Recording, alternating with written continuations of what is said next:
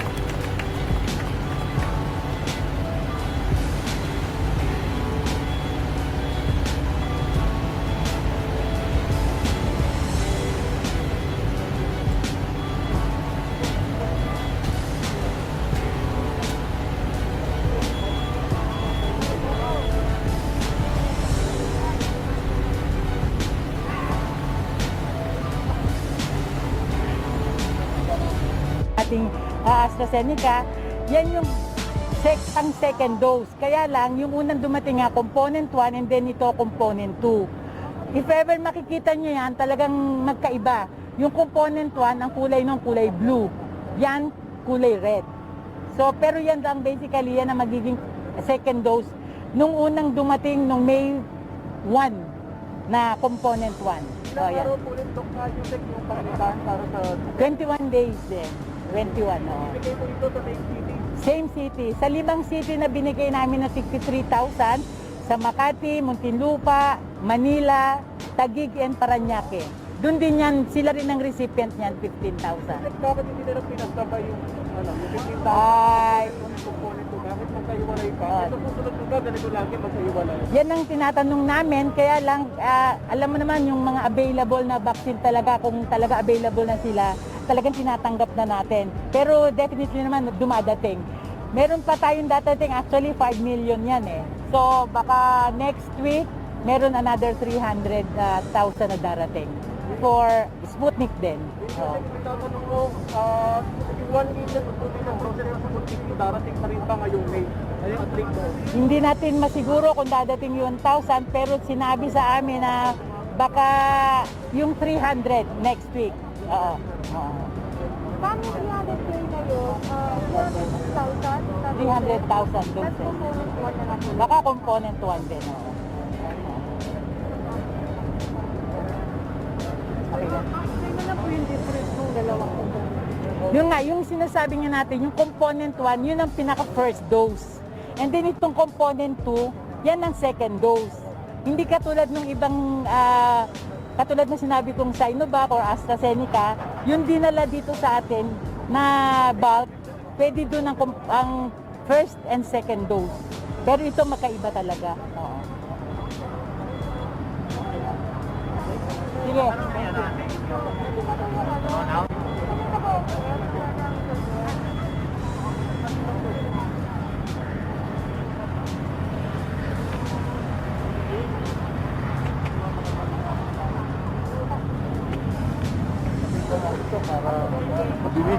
Doc, gusto ko lang tanongin, kasi yung travel ban, yun, di ba hanggang May 14 lang yung unang implementation nun. Ano po ba yung plano na gawin? Plano na po bang pausinin pa ito or isama na rin po yung mga ibang bansa kung saan na-detect na rin yung Indian variant? Madami yung ibang bansa na may epekto na meron ding findings ng variant. I think 42 countries na siya. So, impractical naman to do a ban. The best way for that is to paigtingin yung quarantine procedures natin, which caught these two Filipinos returning home. And the way to do that is really the very strict quarantine when they arrive, the testing, and then if they're positive, isolate, and then if they're positive, study that sa Philippine Genome Center, yung biosurveillance nila, yung full genome sequence, so we will know. So ito, this thing yung nakita natin sa dalawa na nag-positive, this is a testament to the good quarantine measures, the testing on arrival, and the biosurveillance of the Philippine Genome Center. So na-identify natin. And I think wala pang community transmission. I keep my fingers crossed. Kasi nung nilabas sila sa kanilang quarantine facility, negative na sila. Tapos pinag-home quarantine pa rin sila. They're told not to go out for 2 weeks. So I suppose nag-work yung ating quarantine measure doon. So, in line with that, kasi di ba may plano na rin na mag-switch sa GDP, matatapos na yung quarantine status, di ba, sa May 15. Pwede ka rin ba mag-switch sa GDP, considering na nakapasok na ngayon Indian variant dito sa bansa? Well, I'll correct you there, hindi pa nakapasok yung Indian variant. The Indian variant was found in 2 travelers na Filipino coming from Oman and UAE. But sa amin, sa epidemiology, you only consider it nakapasok pag nagkaroon ng community transmission. So dahil kaya ka nagagawa ng quarantine, the quarantine is the one to prevent the variant from entering our community. So ngayon, Doc, pwede pa rin na mag-video, kakayanin Oh, because our rates are our reproductive number is below 1. Our healthcare utilization is also low. Some doctors are still asking for a longer MECQ, another 2 weeks. Kaya nyo pa ba yun? Kasi yung iba, kailangan nila magtrabaho. Meron tayong mga kababayan na subsistence, so they need to work. So I think ibabalanse yan ng IATF, the science and the economics of it. Sige. Yung isa ito lang kayo ng expiration date sa Okay. That's 2 million doses. Nag-expire na sa June and July. So, sa tingin nyo ba, sa computation, kakayanin ba na makagamit yun? Kasi ilan ba yung average na nababakuna? Okay. Let me explain, no? All these vaccines, lahat yan, all the different vaccines that are produced have a short shelf life ang tawag namin doon. 6 months lang siya. From the moment it comes out of production in the manufacturing plant, 6 months ang life na ng shelf life. So isipin nyo, pagkagaling niya sa manufacturing, ilalagay sa storage, tapos i-deliver sa country of destination. Easily, mga 2 weeks to a month na yun Di ba? And it can be longer depending on the processes. Yung dating dumating na 500 plus thousand na AstraZeneca, that arrived in late March, almost April. expiring nun was May 30. So ganun din. So pareho lang siya. Today, we received 2 million, 1.5 million doses of AstraZeneca were due to expire June 30, and then 500 July. Oo, kakayanin yun. Kasi yung 1.5 million na June, 500 doon, second dose ng mga nabigyan nung una. So tapos na yun. So 1 million na lang yung magagamit mo. Ang daming naghahanap ng AstraZeneca. Yun ang ano. So I have no problem with that. Si Mayor of Manila is asking for more vaccines. Di ba? Nangihingi siya. Sinasabi nga na napakabagal daw ng kaburuhan. Nag-usap na si Secretary Galvez at si Mayor kaninang umaga. Doon ako. And naayos na nila yung mga... Madami kasing issues ang logistics supply chain. So it's not as simple as...